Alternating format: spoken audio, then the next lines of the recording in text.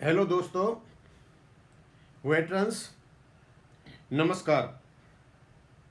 अभी तक OROP-2 के बारे में DSW का कोई भी लेटर इश्यू नहीं हुआ है और ये भी पता नहीं चला है कि कैबिनेट ने अप्रूवल दिया है या नहीं दिया है।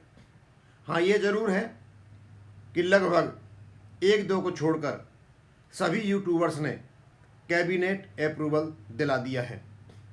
अब उनको कहाँ से पता चला हमें पता नहीं, लेकिन DSW की साइट पर ऐसी कोई भी सूचना नहीं है जिसे हम ऑथेंटिक सूचना कह सकें। और यदि अभी कोई नोटिफिकेशन आ भी जाए या कैबिनेट अप्रूवल आ भी जाए तो आज तो 15 तारीख हो गई जो पुनः माननीय सुप्रीम कोर्ट ने 90 दिन का टाइम दिया था, वो भी आज खत्म हो गया। अब DSW का लेटर नहीं, कैबिनेट अप्रूवल का पता नहीं, भारत सरकार एक्सटेंशन ऑफ टाइम के लिए गई या नहीं गई इसका भी कोई पता नहीं। अब आगे क्या होगा? तो कुछ हमारे पास पॉइंट्स हैं जिन पर हम चर्चा करेंगे आज कि आगे क्या क्या हो सकता है, और कुछ हमने जो जानकार वकील हैं उनसे भी पूछा है, उनको भी बताई अपनी परिस्थिति, तो हम सारी बातों को यहाँ पर करेंगे। पहली बात तो ये है, क्या सरकार ने चुप्पी साध ली है? क्या सरकार चाहती है कि उसके खिलाफ पिटिशनर्स कंटेम्प्ट ऑफ कोर्ट लेकर के माननीय सुप्रीम कोर्ट में जाएं, और कंटेम्प्ट ऑफ कोर्ट को लेकर के पिटिशनर जाते भी हैं तो उसका क्या असर होगा? क्योंकि generally major general Satveer Singh साहब अपने हिसाब से सही कह रहे हैं कि हम कंटेम्प्ट ऑफ कोर्ट करेंगे, अधिकार है उनका, कर सकते हैं। एक्सर्समैन भी यही चाहते हैं कंटेम्प्ट ऑफ कोर्ट हो जिससे कि ये लागू हो। क्या OROP कोर्ट में लटक जाएगी कंटेम्प्ट ऑफ कोर्ट से? तो मैंने जयपुर में किसी वकील को फ़ोन किया, मैंने उनसे पूछा, सारी बात उनको बताई, तो इसमें कंटेम्प्ट ऑफ कोर्ट का क्या होगा? उन्होंने कहा कि कंटेम्प्ट ऑफ कोर्ट में जाना चाहिए इसके लागू कराने के लिए। तो इन कंटेम्प्ट ऑफ कोर्ट में जब जाएंगे तो कितना जल्दी फैसला हो जाएगा? बोला ये नए केस की तरह केस लड़ा जाएगा और इसमें कई साल भी लग सकते हैं, 2 साल भी लग सकते हैं, 3 भी लग सकते हैं, क्योंकि कोर्ट तारीख पर तारीख देते रहेंगे तो को पता नहीं कि यह कब तक खिंच जाए। तो ये तो भारत सरकार को बहुत ही फायदे वाला काम है। यदि हम कंटेम्प्ट ऑफ कोर्ट में जाते हैं और नए केस की तरह इस केस लड़ा जाता है इसको लागू कराने के लिए, तो फिर तो सरकार को ऑटोमेटिक टाइम मिल गया। तो कोई यही सोच कर तो ये एक्सटेंशन टाइम के लिए नहीं गए कि हम छोड़ देते हैं, अब पिटिशनर्स को ही उधर से करने दो जो कुछ कर रहे हैं। क्या सरकार बताना चाहती है कि तुम कितना भी आंदोलन करो या गाली दो, हम अपना हिसाब से चलेंगे? हाँ, लगता तो ऐसा ही है, क्योंकि OROP के मुद्दे पर कई सालों से जो आंदोलन चला हुआ है, अभी एक आंदोलन और हुआ था 14 नवंबर को, वो कह रहे थे कि उन्होंने सरकार को हिला दिया। तो क्या सरकार इनको एक इशारा देना चाहती है कि तुम कितना ही लंबा आंदोलन करो, कितना ही तुम सरकार हिलाओ, हम चलेंगे केवल अपने ही हिसाब से? क्या ये सरकार की चुप्पी एक्सर्समैन के मुंह पे एक तमाचा है? क्या आंदोलनकारियों को चेतावनी है कि हम अपने हिसाब से ही चलेंगे, तुम्हारे हिसाब से नहीं चलेंगे? क्या सरकार की नीयत, ये सब कुछ के बाद जब देखते हैं, इसका विश्लेषण करते हैं, क्या सरकार की नीयत कहीं ये तो नहीं है कि बजट का बहाना लेकर नोटिफिकेशन को रद्द करने की ओर जा रही हो? क्योंकि इनके पास ऐसे बहाने हैं कि ये काम कर सकते हैं। पहले तो ये कहेंगे कि इसका खर्चा बहुत ज़्यादा है, लागू नहीं किया जा सकता।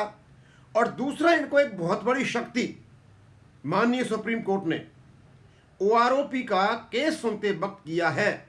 उन्होंने कहा था, एक ऑब्जर्वेशन दिया था कि ये कोई जरूरी नहीं है कि विभिन्न समूहों में रिटायर होने वाले पेंशनर एक ही रैंक में और समान सर्विस वाले, समान जो सेवा की हो, उनकी पेंशन समान हो। इसके बहुत बड़े अर्थ निकलते हैं। हालांकि उन्होंने कहा था, ये दूसरे संदर्भ में, जब ओआरओपी की टेबल की जो फिगर की जो तुलना ये 22 ग्रुप के सिपाही से की जा रही थी जो एमएसीपी लिए हुए था, उस संदर्भ में कहा था, लेकिन इसके व्यापक प्रभाव होते हैं। यदि ये कहते हैं कि विभिन्न समयों में आए हुए पेंशनर्स की जरूरी नहीं है कि पेंशन बराबर हो, यानी कहने का मतलब ये है कि जो आज पेंशनर आ रहे हैं पेंशन और उससे पहले जो पेंशन आए हुए पेंशन, उनकी पेंशन बराबर हो, ऐसा कोई भी वैलिड आदेश नहीं है। कहीं भारत सरकार यही तो नहीं है कि हम कंटेम्प्ट ऑफ कोर्ट जाएं और इसी बेस पर वहां पर लड़ाई लड़ी जाए। हाँ, एक जरूर हुआ है, रात और दिन झूठ बोलने वाले यूट्यूबर्स जो डेली ओआरओपी की फिगर देते देते नहीं थकते थे, यानी 6 महीने से दे रहे हैं, आज से 6 महीने से, और कैबिनेट अप्रूवल भी ये 3-4 दिन से बता रहे हैं हो गया हो गया हो गया। क्या ये अपने कुकर्मों के लिए माफी मांगेंगे? हम तो निश्चित रूप से अपने व्यूअर से कहेंगे, हाँ, जो पहली बार जब 90 दिन का टाइम दिया था उस समय हमने आकलन किया था कि यहाँ तक ओआरओपी मिल जाएगी, लेकिन इस प्रकार की झूठ नहीं बोली जैसे ये थी। हमने ये था कि हम बोलेंगे तो सच बोलेंगे, झूठ नहीं बोलेंगे। तो क्या ये लोग उधर से माफ़ी मांगेंगे? और ये जो संघर्ष करने वाले लोग हैं, जो भारत सरकार को धमकी दे रहे थे, भारत सरकार को हिला रहे थे, तो अब क्या करेंगे? अपनी रूपरेखा वो भी बताएं।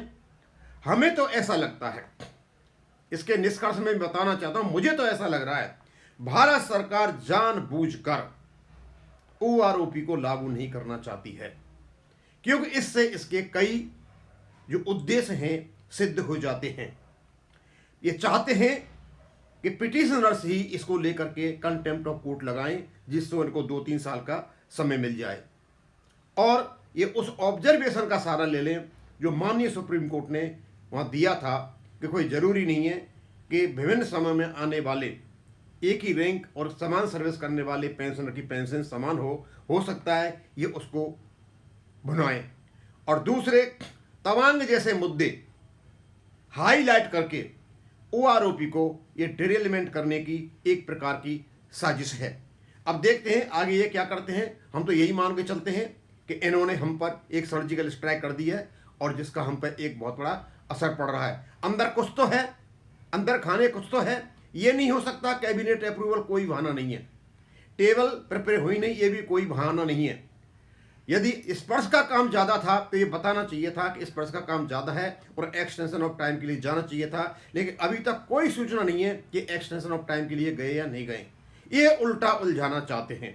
और दूसरा उद्देश्य इनका ये साबित होता है, सही होता है, कि इनको पता है कि हम ऐसा करेंगे तो ये जो भारत सरकार को रात और दिन धमकी देते हैं, भारत सरकार को हिला देते हैं, इनको मुँह पर भी एक प्रकार का तमाचा है कि ठीक है तुम भारत सरकार को हिला लो।